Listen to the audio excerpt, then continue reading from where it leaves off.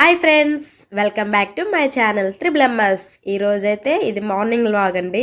ఇక్కడైతే మా పిల్లల్ని దీపం పెట్టేశాక రెండు రెండు సాయిబాబాలు ఉంటే నీకొకటి నాకొకటి అనేసి వాటర్లు వేసుకుని దండం పెడుతున్నారు.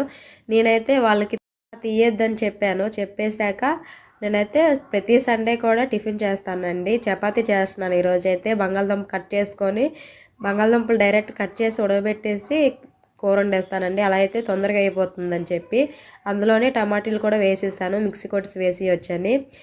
ఫస్ట్ అయితే బంగాళదుంపలు టమాటీలు వాటర్ వేసి స్టవ్ మీద పెట్టేశానండి. పిండి అయితే నిన్నే డీమార్ట్ నేను తీసుకొచ్చానండి. అదైతే ఒక డబ్బాలో వేసుకొని మిగతాది కలుపుకుంటానండి. సాల్ట్ వేసి పిండి కూడా కలిపేశాను. పిండి కలిపేసి పక్కన పెట్టేశాను. ఈలోగా కూర పోపు పెట్టేశాను.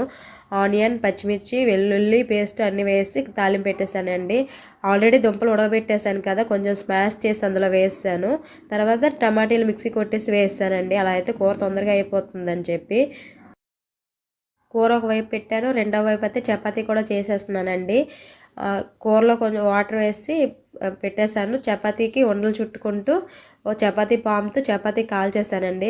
ఎందుకంటే మా పిల్లలు అప్పటికే ఆకలి అంటున్నారని చెప్పి ఫస్ట్ అయితే మా పిల్లలకి చపాతీ చేసి పెట్టేశాను. తర్వాత నేను మా బావ తిన్నాము.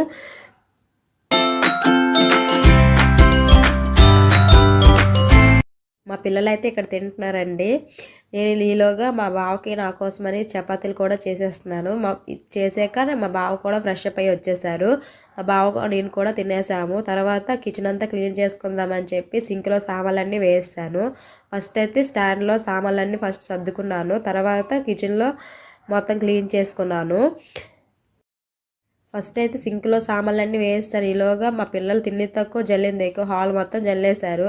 అదంతా క్లీన్ చేసుకున్నాను, తడిగుడ్డ పెట్టుకున్నాను. తర్వాత స్టాండ్లో సామాన్లు సర్దుకొని కిచెన్లోనైతే క్లీన్ చేసుకున్నాను. మొత్తం సర్దీసి సామాన్లు అయితే తోమేసి బాల్కనీలో పెట్టేశాను. ఈలోగా మా బావ మార్కెట్కి వెళ్ళి చేపలు తీసుకొచ్చారు. పసుపు పారల చేపలు అంట ఇవైతే నేను సాల్టు గడ్డుప్పు వేసుకున్నాను. గడ్డుప్పు, పసుపు, నిమ్మకాయ వేసి కడుక్కున్నాను. ఇలా కడుక్కోవడం వల్ల నీచు కంపు రాకుండా ఉంటుంది. మొత్తం నీట్గా కడిగేసి 2-3 సార్లు కడుక్కొని చేపలైతే వండేసాను. ఫస్ట్ అయితే చేపలకి ఉప్పు, కారం, పసుపు అన్నీ వేసి మసాలా పెట్టేశాను. తర్వాత ఆనియన్ కట్ చేసుకొని స్టవ్ పైన అయితే ఒకవైపు రైస్ కూడా పెట్టేశాను. తర్వాత కళాయి పెట్టి 4 స్పూన్లు ఆయిల్ వేసాను. 4 స్పూన్లు ఆయిల్ వేసి దాంట్లో పోపులు, జీలకర్ర, ఉల్లిపాయలు, పచ్చిమిర్చి, కరివేపాకు కూడా వేసేసాను. అది బాగా వేగాక కొంచెం అల్లం వెల్లుల్లి పేస్ట్ వేసి వేగించుకున్నాను. ఈలోగా టమాటీలు కూడా కట్ చేసుకున్నాను. కట్ చేసి ఉల్లిపాయలు అయితే బాగా వేగిపోయి టమాటీలు కూడా వేసాను. టమాటీ వేసిన తర్వాత కొంచెం ఉప్పు, కొంచెం పసుపు, కొంచెం కారం, కొంచెం మసాలా వేసి వేగించుకున్నాను. ఇది వేగాక చేపలు కూడా వేసాను. చేపలు ఎక్కువ కలపకూడదు, ఎందుకంటే చెదిరిపోతాయి అని చెప్పి, అందుకే కొంచెం కొంచెం కలుపుకుంటూ కళాయి తిప్పుకున్నాను. బాగా వేగాక చింతపండు ముందే గుజ్జు తీసి ఉంచుకున్నాను. ఆ గుజ్జు అనేది ఇందులో చింతపండు చారు వేసేసి మూత పెట్టేశాను.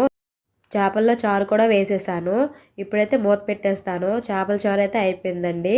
ఇప్పుడైతే ఫస్ట్ మామూలుగా అయితే మా పిల్లలే తినేస్తారు. చేపల చారు కదా, ముళ్ళు ఉంటాయి అని చెప్పి నేనైతే ఫస్ట్ మా పిల్లలు తినిపించేస్తున్నాను. ముళ్ళు తీస్తూ మా పిల్లలు తినిపించేస్తున్నాను. తర్వాత నేను మా బావ కూడా తినేసాము.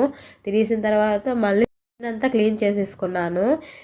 కొంచెం చేపల చారు కూడా ఉంది, అన్నం కొంచెం ఉంది. అదంతా కప్పులో ఊడ్చుకొని కిచెన్ అయితే క్లీన్ చేశాను. స్టవ్ కూడా నీట్గా తుడిచేసాను. ఈరోజు లాగ్ అయితే ఇదేనండి. మీకు నచ్చితే మాత్రం లైక్ చేయండి, షేర్ చేయండి, సబ్స్క్రైబ్ చేయండి. Okay friends, bye.